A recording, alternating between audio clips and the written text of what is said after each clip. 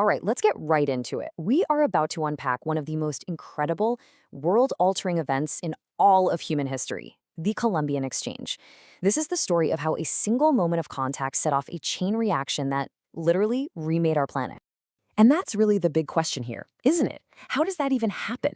Because what kicked off after 1492, it wasn't just about exploration. Think of it more like a massive two-way biological highway suddenly opening up, moving plants, animals, and, yeah, diseases between worlds that had been totally separate for thousands of years. It created a level of global connection that had never, ever existed before. So just so we're all on the same page, this is what we're talking about when we say the Columbian Exchange. It's this enormous transfer of, well, pretty much everything you can think of.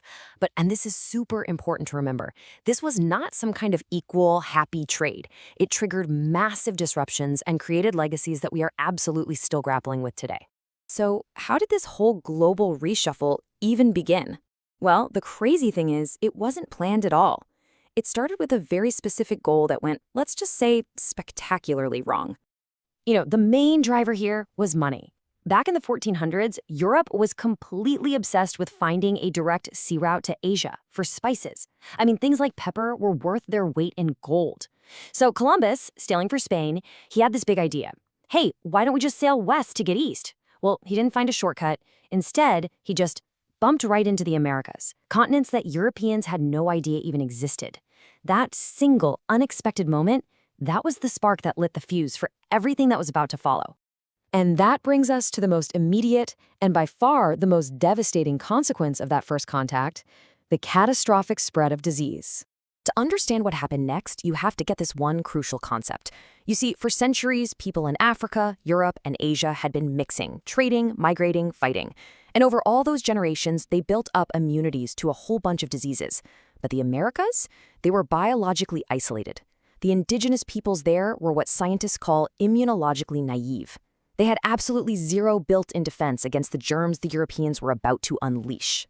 Take malaria. Mosquitoes carrying the disease were basically unintentional stowaways on European ships. When they got to the Americas, the virus just went wild, causing millions of deaths among people who had never, ever been exposed to it before. And then you had these incredibly contagious diseases like measles. In the huge, dense cities of the Aztec and Inca empires, it just ripped through communities like wildfire. With no immunity, whole families, entire towns could be gone in a matter of weeks.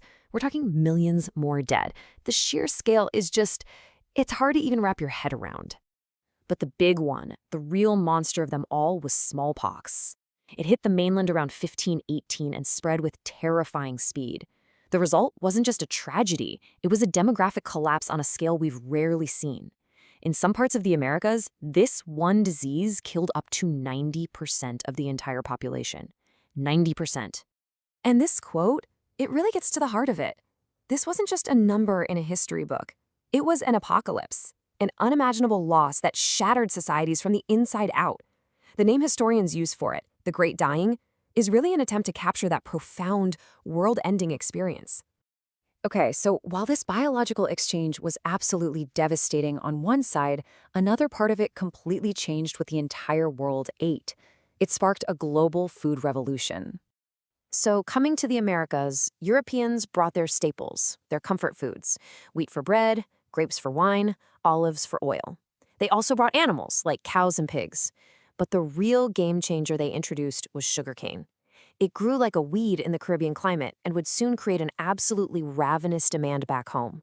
But the traffic went the other way too, and boy did it send some superstars to the old world. Can you even imagine Irish food without the potato? Or Italian cooking without the tomato? It's impossible. American crops like corn and potatoes were packed with calories and could grow in soils where other crops failed. They fueled a massive population explosion all across Europe, Africa, and Asia. And this brings us to the dark, brutal economic engine that was powering this whole thing. As Europe's sweet tooth for sugar just exploded, massive plantations were set up to grow it. And this entire system, this whole economy, was built on one thing: the forced labor of enslaved people kidnapped and transported from Africa.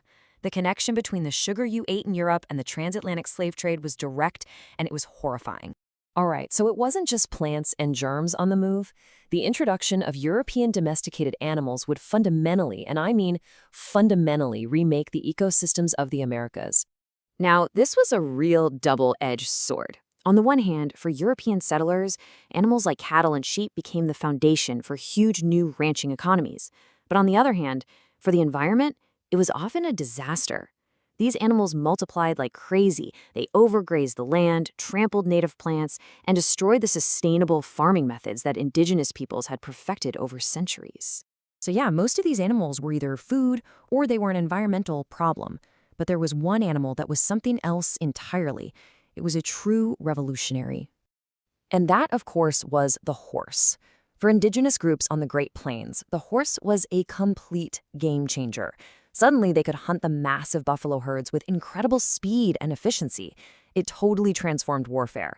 It shifted power dynamics between tribes, and it became absolutely central to the culture, the identity, and the very survival of so many groups. So let's pull all these threads together now. When you look at the diseases, the food, the animals, it becomes so clear that the Columbian Exchange was a fundamental turning point in world history, and its echoes are, quite literally, all around us. To sum it all up, this was a true watershed moment. It forged permanent links between every continent on Earth. It completely rewrote the demographic map of the planet. It changed what we eat, how we farm, and it fundamentally altered the physical environment itself. The very patterns of global trade and connection that define our world today, they were born in this chaotic exchange. So, I'll leave you with this final thought. The next time you sit down for dinner, just take a second and look at your plate. Think about it. The potatoes, the corn, the tomatoes in your salad, maybe the beef or the sugar in your drink. How much of what you eat every single day is a direct product of this massive, messy, world-shattering collision that started over 500 years ago? Chances are, it's a lot more than you think.